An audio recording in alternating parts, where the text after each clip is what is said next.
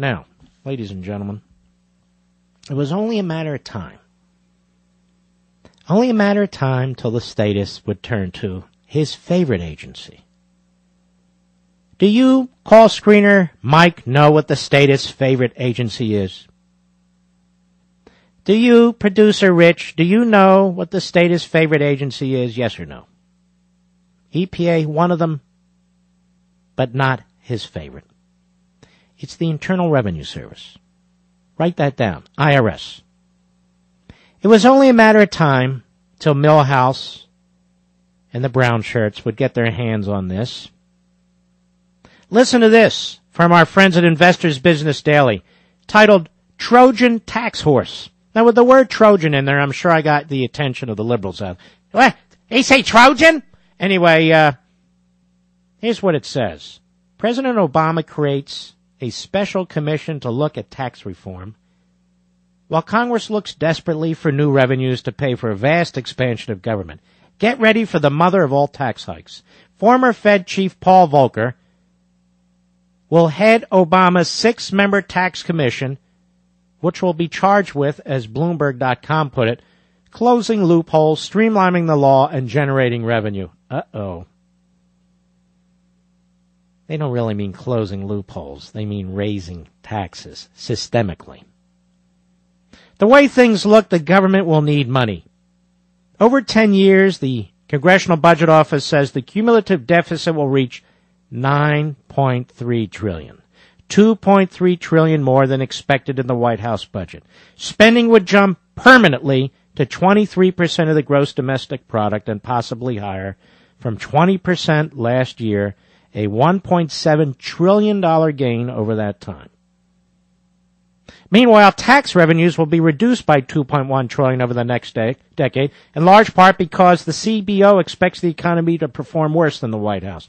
The reason is Obama's killing the economy because he's killing the golden goose, which is the private sector. To put it mildly, Congress is alarmed. So is the president. Today, the federal government spends over $24,000 per household. That will grow to $32,400 by 2019, after adjusting for inflation, for a real spending gain of 34%. Paying for all this will take money, vast, unprecedented amounts of it. Yet on the stump last year, Milhouse promised that 95% of Americans would get a tax cut under him, and that only the very wealthiest would pay more. Let me explain this. That great tax cut, $13 a month if you're lucky, he's increasing the cost of living in every regard, in every sphere. Energy, health care. You're not getting any tax cut, even if you're getting the measly $13 a month. You're going to pay far more than that based on the regulations and the taxes that he's going to impose on the productive private sector, and which will have to somehow be passed on to the consumer. Because companies don't live and die on their own. They're involved in what? Transactions. You pay them. And if the costs go up, your costs go up. And so that $13 is going to be gone by far with 1 month's heating bill because of what they plan to do. Don't worry, I'm for the middle class. No, you're not. You're against all classes. So the Internal Revenue Service will once again be turned against the people. The favorite agency of the statist. Oh yes, we're going to close loopholes. You don't get to keep 50% of your money. Maybe 30%. There, we closed that loophole. Isn't that cool? Oh, and that health care you have, we're going to tax it. Oh, see, we've closed another loophole. See, folks, these are not loopholes.